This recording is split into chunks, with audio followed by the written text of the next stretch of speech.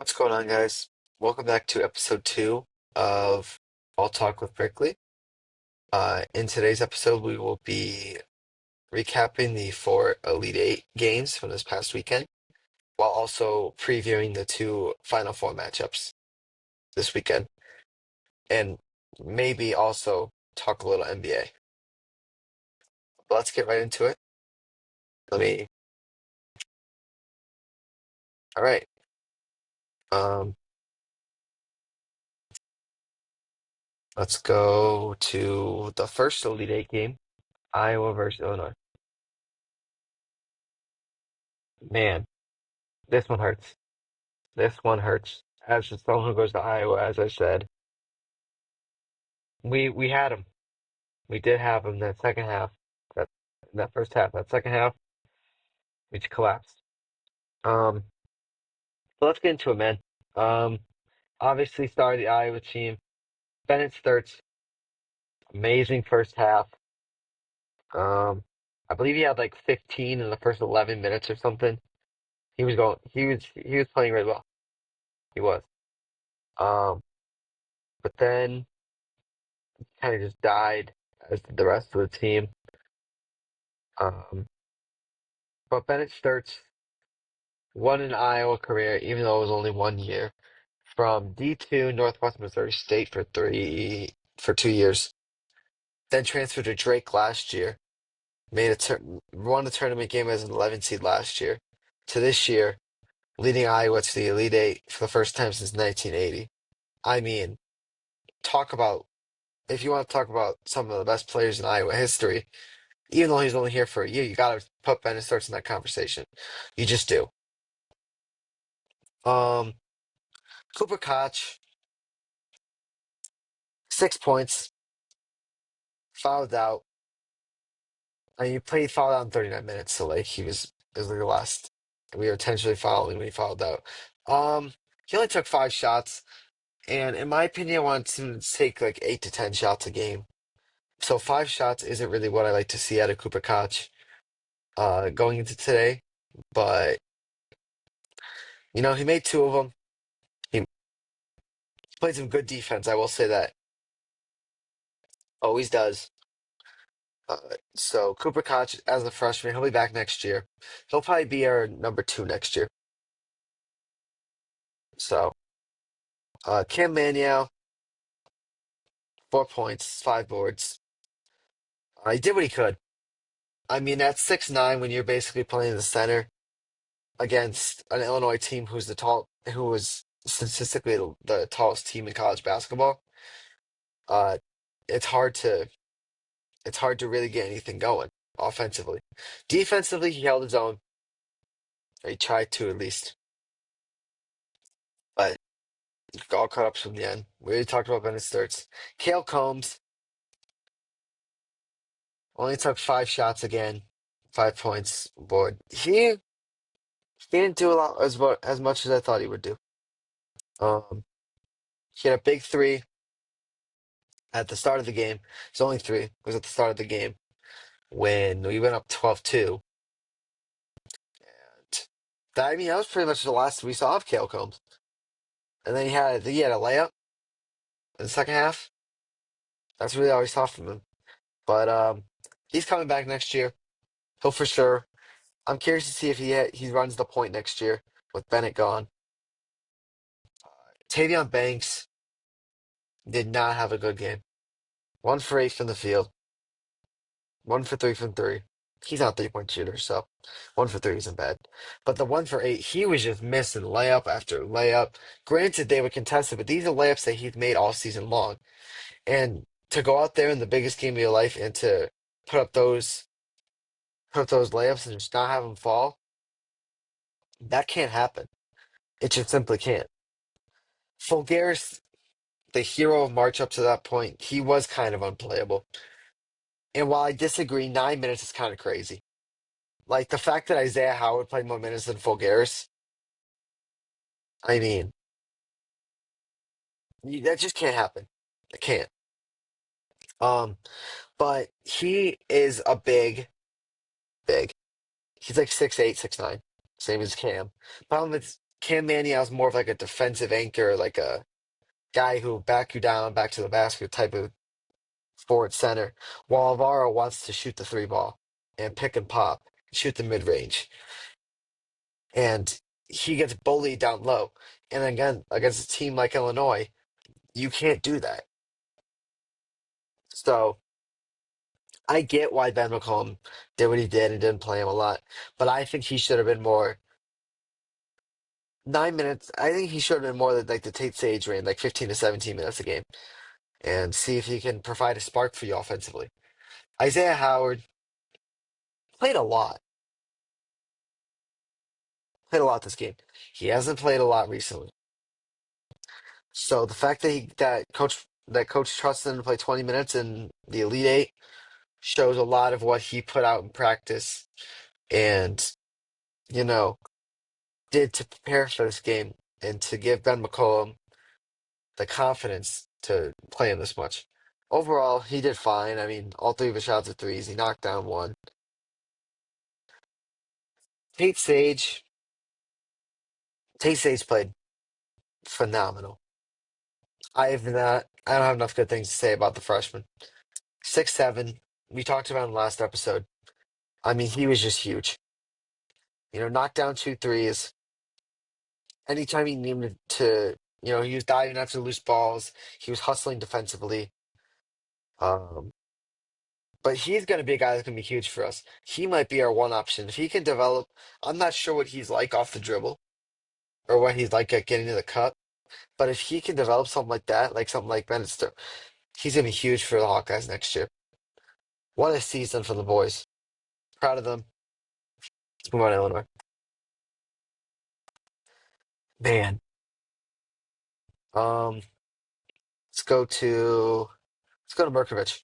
Merkovich basically played the whole game, which I was kind of shocked about, but also not because he's killing us. He had 9 points, 12 boards. How tall is he? Let's see, that's fine. There's no way this dude's 6'9". He's probably like 6'10", 6'11". But he was killing us on the boards for sure. Um, I mean, 3 for 9 from the field as a big isn't great. 12 boards. Sorry, 12 boards.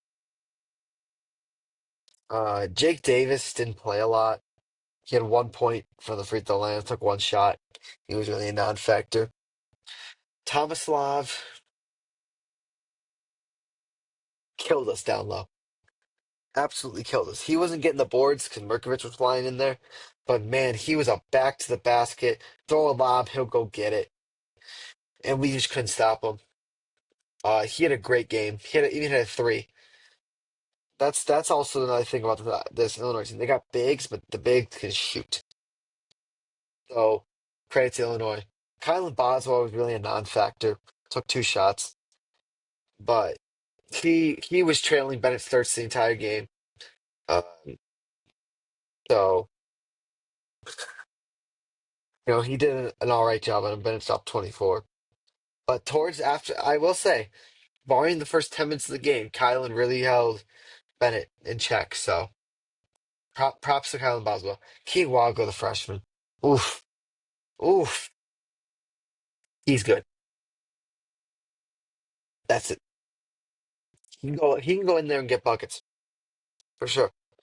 Um, be a top seven, top 6, 7 pick in the lottery in the NBA draft. This is a guy who was a three-star recruit out of high school. Nobody, he came out of nowhere this year. So credit to Keith Wagler. He really every time, like when I was down, they tried to make a run. It was just go to Keith Wagler, go to Keith Wagler. So 8 for 17 from the field, 7 for 7 from the stripe. Call him under pressure. That's another thing about this Illinois team. Not really usually call him under pressure, but only missed 3 free throws on the day. Very unlike Illinois. So credit to them. Credit to Brad Underwood for getting them ready. Humber Cows didn't put up a point. 4 boards. He, he was just kind of out there for spacing, but he can shoot. So It'll be huge for them in the Final Four. So Yakovic, opposite of his dad, complete opposite of his dad. Um, he's a slasher. He can get to the man. He can get to the cup with the best of them. I really think. I don't think he's going to go to the drafts. If he comes back with him and Merkovich next season, Illinois, Illinois is looking good. Ivic,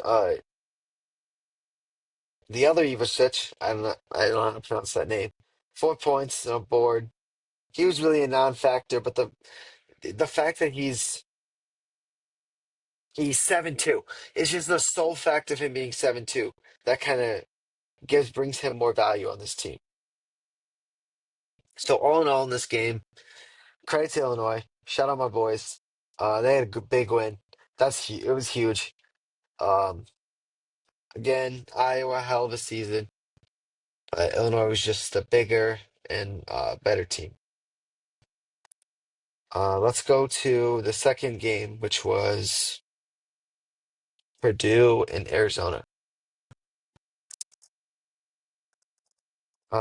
This game, honestly, Purdue, Purdue held them. You know, that first half from Purdue was great. TKR didn't play great for them. Usually does. That's kind of their anchor, him and Braden Smith. But only 10 points out of TKR, shooting 5-14 from the field. Not what they needed out of him in an elimination game. Oscar Clough, big man down low, double-double, 14 and 10. Great game from Oscar Clough. He was holding it down there.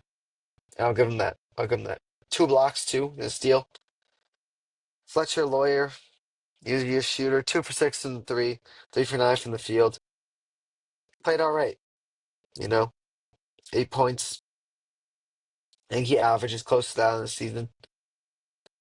Um, let's just quickly check this. Uh,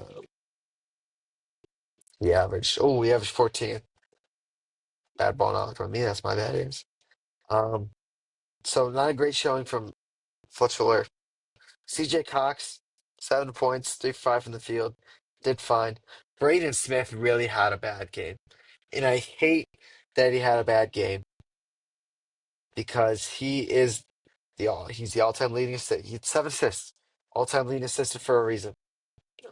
13 points. But that 4 for 15 from the field, and again, an elimination game is just not what you need. He's 3 for 8 from three, too. So that means he was 1 for 7 from inside the arc. Not what you needed. Daniel Jacobson, 7-footer, didn't really have much playing time. Um, Jakari Harris, 3-and-D guy, honestly. So he had a good showing, 8 points, 4 boards. All in all, Purdue, if you look, first half, I mean, they were up 7, right? Then that second half, just big collapse. Arizona blitzed them. Arizona. Now, this is going to be, in my opinion, the national champion. I picked them in the preseason. I picked them in my bracket. They just have, again, so many killers. Karchenkov, 18 points. He's not even a guy who's like, obviously he's a starter. He plays 38 minutes, but he's not even a guy. He's probably their fourth option. But very, very efficient day. He had 18 and 8. I apologize. Ooh. I apologize. It's been a long day. Um, Cole Pete, the freshman, 20 points again. He did it in the Sweet 16, did it again in the Elite Eight. He proved me wrong. 20 points, 50% shooting, 7 boards, 3 assists, 34 minutes. Um, he will be a good player in the league. Um, let's see. Cre- what's called Monty. Monty Krivas. He's their center. did not have a good shooting day. 1 5 from the field from your center is not what you need. 6 points. 12 boards, though. And that's what you really want out of your center. If you only put up 6 points, but you grab 12 boards for me, hey, you know what? Fine. Put up your 6 points. Braden Burry's the freshman.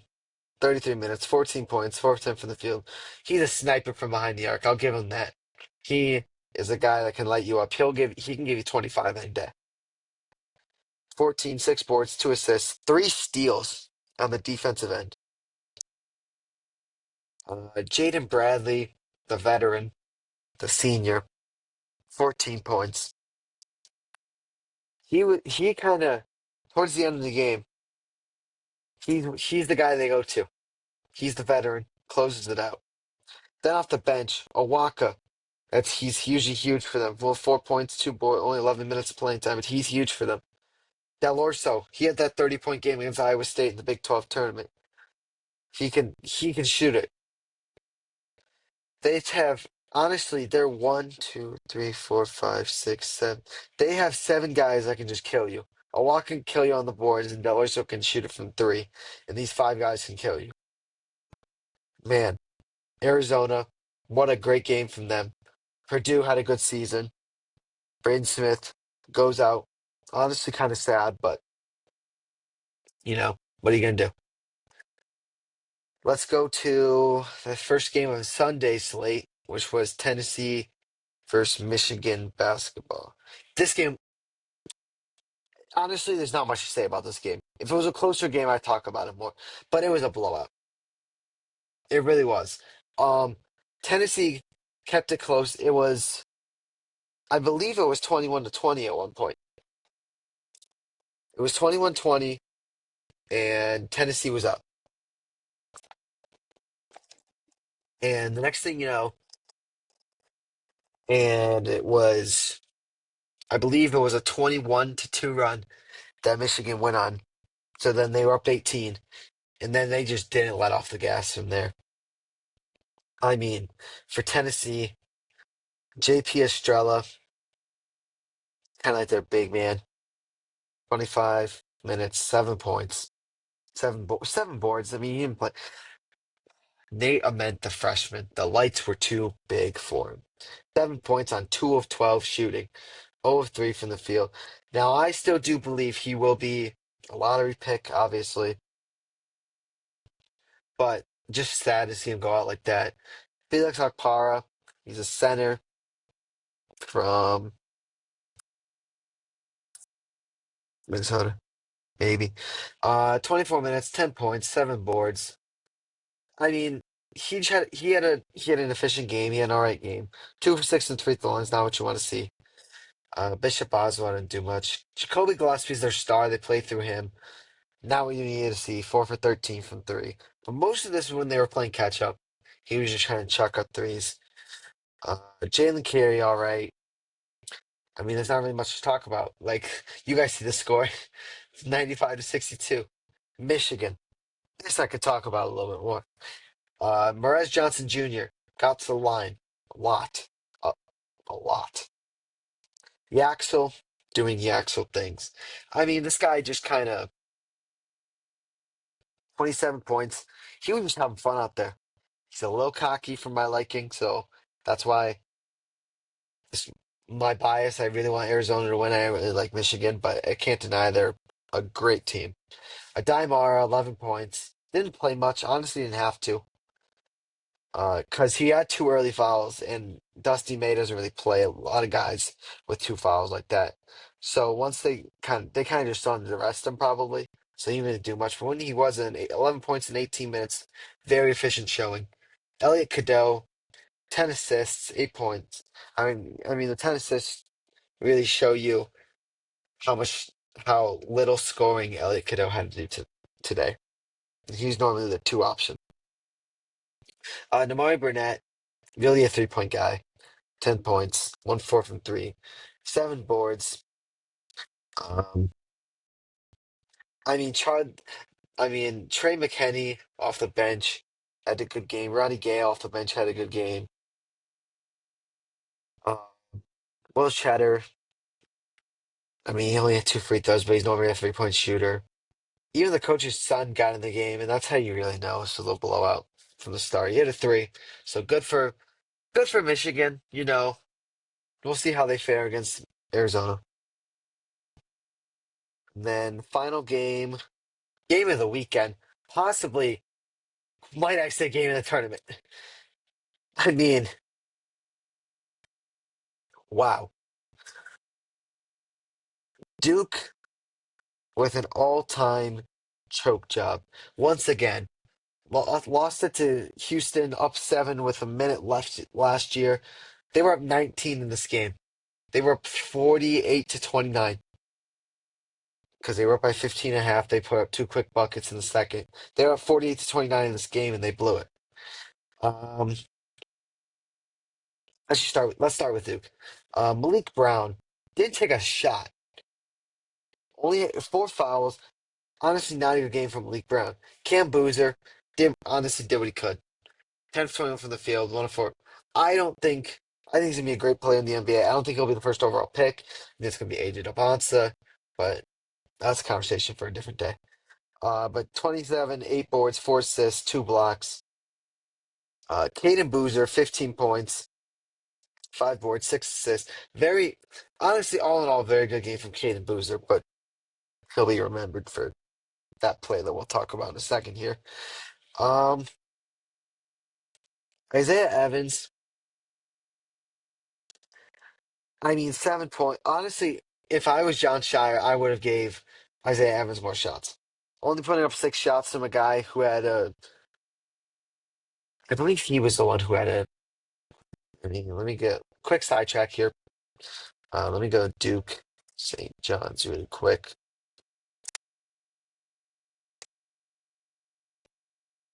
Yeah, from a guy who had a 25 the game before to only taking 6 shots. I just think you need to draw more plays for him as a coach.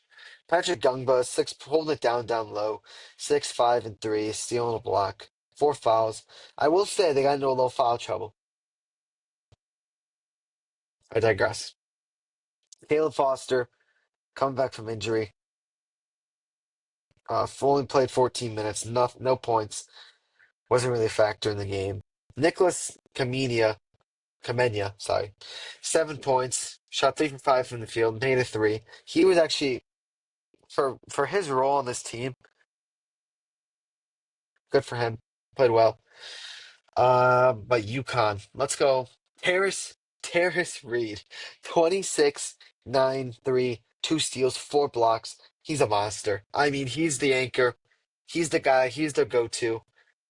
I don't know what year he is in school. He's a senior. Okay. He'll get drafted. He'll probably go first round. Uh, Great game from Terrace Reed, obviously. Probably obviously their MVP of the tournament.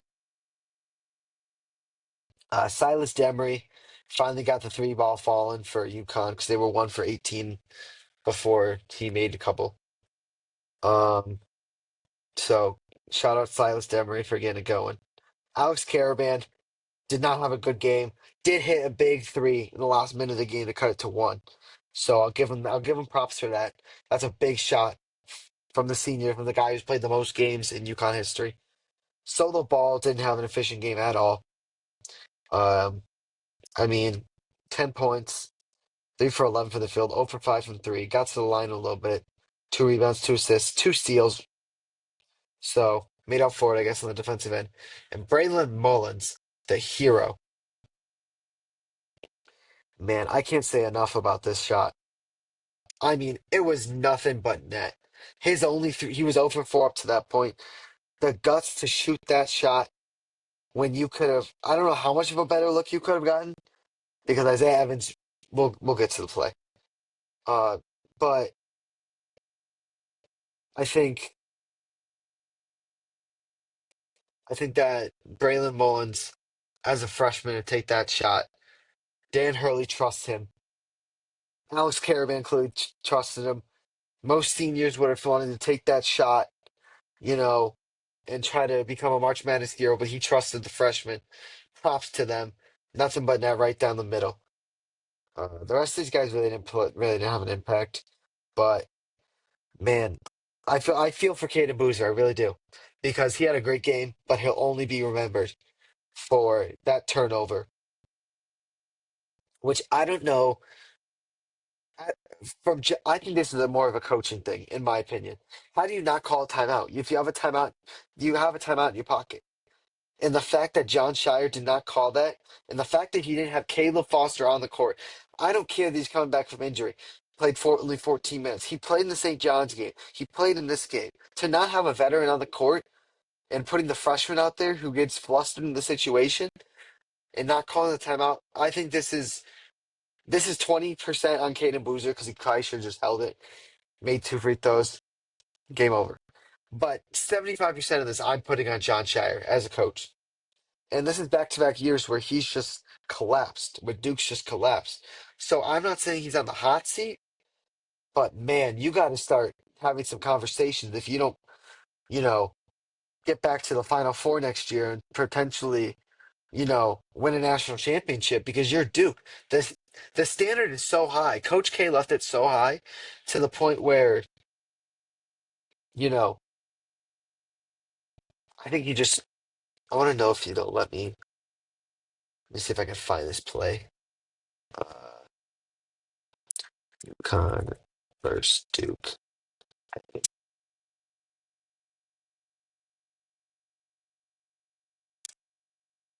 Oh, huh. Hold on. Huh. At IHG Uh, Hotels and ooh. Resorts, you can guest how you All right, guest. here's the play. Let me mute this.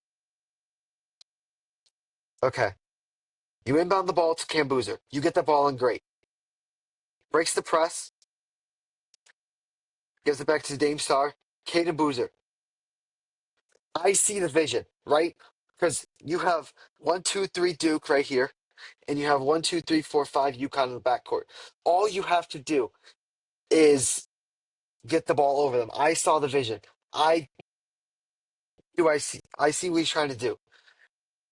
But man,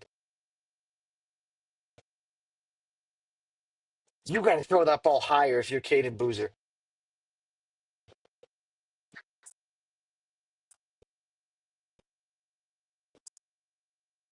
And if you're John Shire right there, you call the timeout. Right here, I'm calling a timeout. But they don't. It gets tipped. Mullins grabs it. Caravan gives it to Mullins from the logo, and that's butter. And props, and everyone's talking about uh if you see white shirt right here, Malachi Smith running on the court. Everyone wants to talk about that. Should have got a tech. And everyone wants to talk about this play in the bottom right here after the shot. Uh, Gonna take a second. He's celebrating as he should. Everyone's also talking about this play. This should have been a tech on Dan Hurley. Do I agree with this? Absolutely. But respect to the referee for not calling it. And I just think, man, what a game. What a game. Game of the weekend, probably game of the tournament.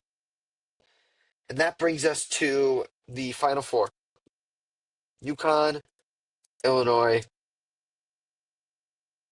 preview. Um, this is University of Illinois. Let's see. See if this is what I wanted.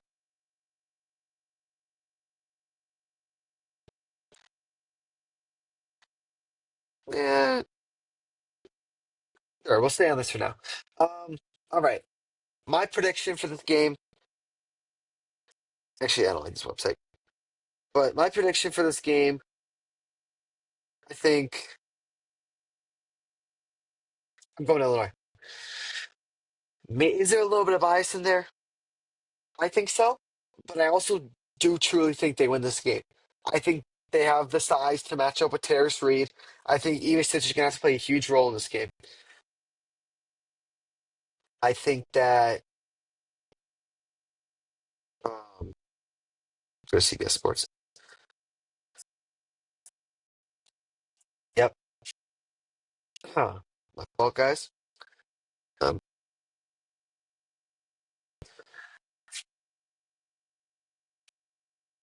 Keaton Wagler's gonna have to play huge. It'll be Keaton Wagler and Silas Demery. Silas Demery can shoot it, but obviously we'll go for this mid position. I actually really like this. I'm giving Keaton Wagler over Silas. Obviously the freshman. He's smooth.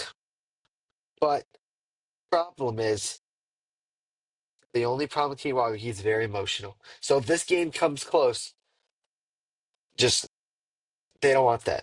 They don't want that. Silas Demery can shoot it, so Hello Ball and Kylan Boswell. Kylan Boswell's been more known as a, you know, on honestly off the ball type of guy. He very big defender. He chases off screens. He chases Ben Sturts. He's gonna be chasing solo ball. But solo ball, he hasn't had a great year. But he's a guy who can give you 20, 25. So I agree with this. Solo ball should get the edge. Wings, you got Mullins and Caravan. You got Jake Davis and uh, oh, you want to count Jake Davis and Braylon Mullins? I will count that. I agree with this. Braylon Mullins obviously has probably a top three moment of March Madness history behind Jenkins and Suggs. But Mullins can easily give you 20. Jake Davis just can't do that. He's more of a catch and shoot guy. He can give you 12, 12 to 15, but I just don't see him keeping up with Braylon Mullins. Merkovich and Caravan. Wow. I think this is the matchup. And they agree with me. Um Merkovich versus Caravan. Merkovich, obviously we saw him in the Iowa game, grabbed 12 boards. He's a guy who he can shoot threes. He can uh, score off the ball, plays good defense. He's not selfish. Man, I think this is gonna be the matchup of the game. Truly I do. And I'm gonna give it to actually I don't think it's a draw. I'm gonna give it to Merkovich. I don't Caravan hasn't done enough for me this March. I'm gonna give the advantage Merkovich. So it's 2-2 right now. Gonna come down the center. Fiercely. It's Terrace Reed, averaging 22, 13 and a half, 3 assists, 2.5 blocks. I mean, Tomislav Usage gonna have his hands full. This is gonna have to. This is gonna have to be a huge game for me, Usage. But I'm gonna give Terrace Reed the edge. Off the bench, give me Illinois. Stojakovic off the bench. Other Ivasic. Hilmerkaus off the bench. I think their bench is over UConn's bench by a mile. So give me Illinois in this game solely based off of the bench presence they have. UConn has an advantage in the starting five, but not by much. But I think Illinois' advantage off the bench is so much greater than UConn that they are higher up for me. So give me Illinois in this game. And second game, Michigan versus Arizona. Man, man, man. Let me just let me go to the same article. Oh, it's on the same article. All right, whatever. Give me Arizona in this game. Plain and simple. Let me just go off the top of my head. We have Jaden Bradley versus Elliot Cadeau. Elliot Cadeau came out with a report today. He had an allergic reaction to something, so he's staying back today. He's going out tomorrow to Indianapolis. That report came out today.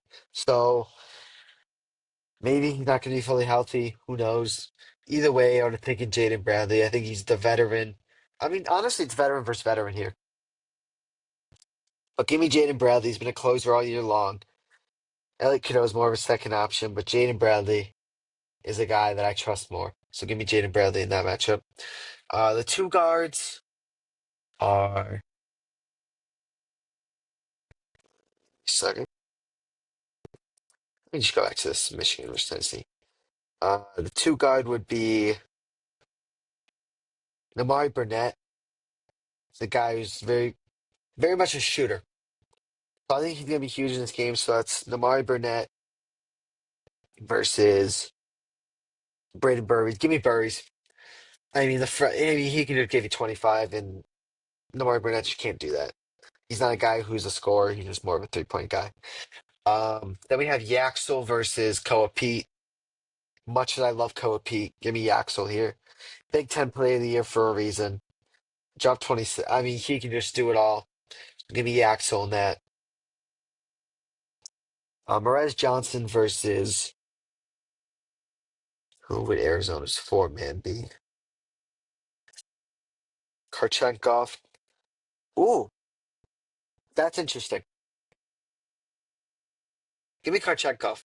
I think Karchenkov brings more offensively than Perez Johnson Jr. does. And I don't think that's Perez Johnson Jr.'s fault. I just don't think he gets the touches. As you can see, he only took 3 shots here. Then the center for Arizona is Monty Krivas versus a Daimara. Give me a Daimara. Even though I don't really like his game, I think he's just big, so that's why he dominates so much. But I'll still take a Daimara. I think this game's gonna be less. I think this game's gonna be has potential for game of the year.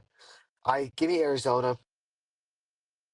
I just think they bring more offensively, and their defensive rating is so high that it's just actually let we can look at that. Um, Let me look at these Ken Palm rankings real quick. Oh, wow. As you can see, I was wrong. Two best teams in college. These are the two best teams according to Ken Palm in college basketball. Michigan's defensive rating is 89.2. Arizona's 89.8. Arizona's a higher offensive rating. I'm still going Arizona here, but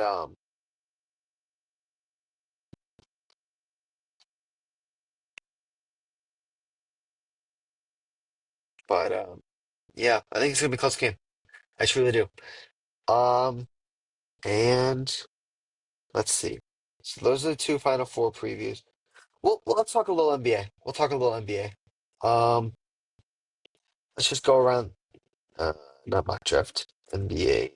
Let's shoot to NBA. Let's go to the games from yesterday or the last 2 days. Yeah, we'll go to the standings. Let's talk about this. Pistons. Um, let's hope Case gets healthy for the playoffs. Playoffs are right on the corner, man. A couple weeks. Most teams got six to like 8 games left. Um, so I think this should be a great finish to the regular season. Pistons really need one more win to lock up that 1 seed. I think they will. I think they'll get it. Maybe not off a win, but off a Celtics loss. Um, Celtics with Tatum fully. Man, the Eastern Conference is so wide open to me in the playoffs. Um, so that'll be really interesting to see how it plays out. The Knicks are so on and off. I mean, Jalen Brunson, one of those players in the East. Cat, they really need Cat, McCall, OG to step up and stay consistent in this postseason run.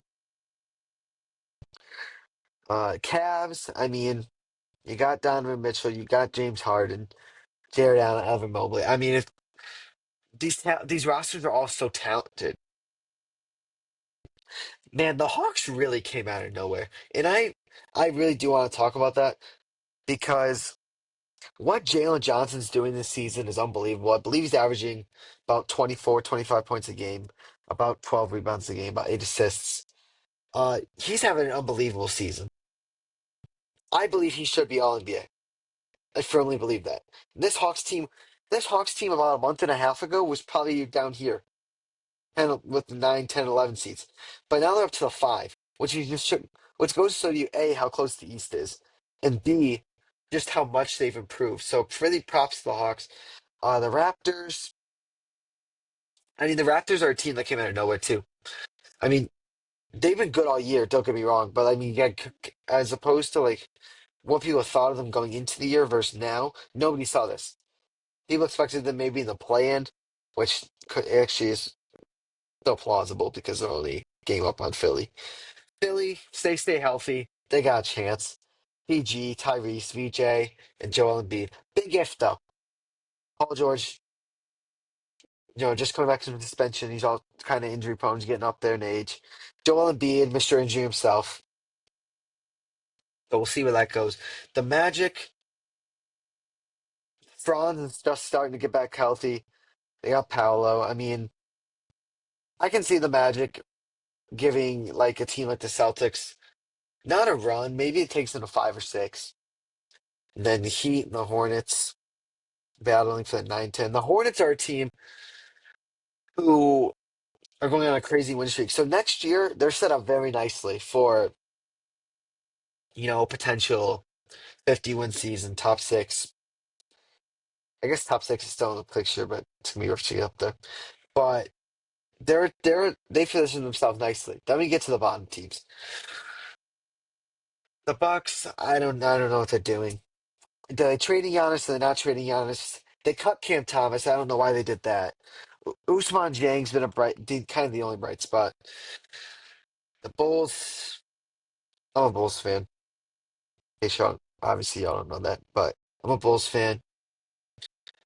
Really kind of sad watching what this team puts out on a nice night basis. Obviously, you have the news come out a couple days ago,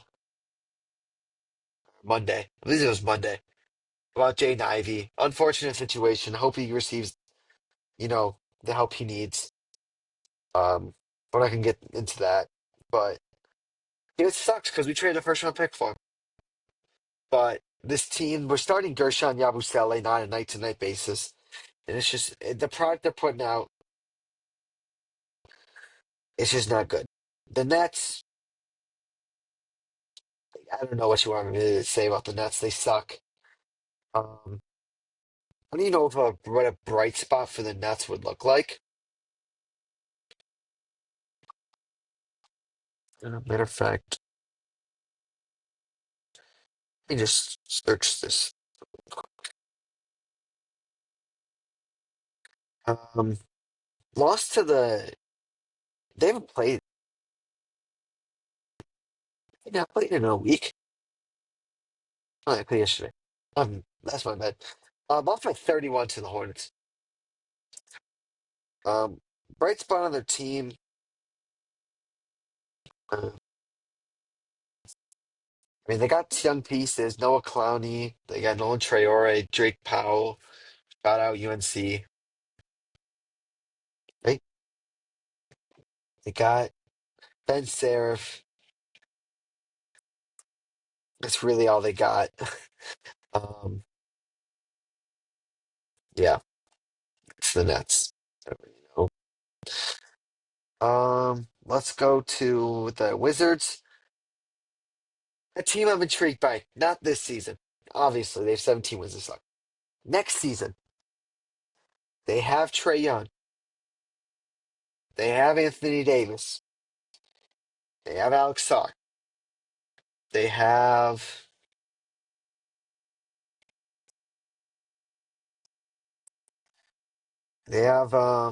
Bub Carrington, Trey Johnson. I mean, and if this team wins the lottery or gets like a top five pick, I wouldn't. I don't know if watch out's the word. If biggest if even bigger than the Sixers, if they stay healthy next season, I could see this team making a play-in push, maybe even higher. Because Anthony Davis, when he's healthy, All NBA. Trey Young, when he's healthy, averaging 25 a game. If they can win the lottery, get like top three in the lottery, get like AJ Cam, Darren Peterson. Watch out for this team, man. And last team in the East, we'll go to the Pacers. Pacers are interesting. They'll get Tyrese back next year. They traded for Zubac to the deadline. They have who else do they have? They have Pascal Siakam, Ben Shepherd, Obi Toppin. They win if they get a lot of lottery luck, they end up one of those top guys. They're right back in the mix next year. So I'm intrigued. I'm intrigued by those bottom two teams too. The Nets, I don't know what they're gonna do. They might be stuck in like purgatory.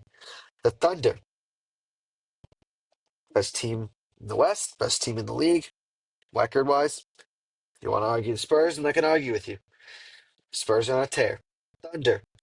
They have Shea, J-Dub. They have so many guys offensively and defensively that can just kill you.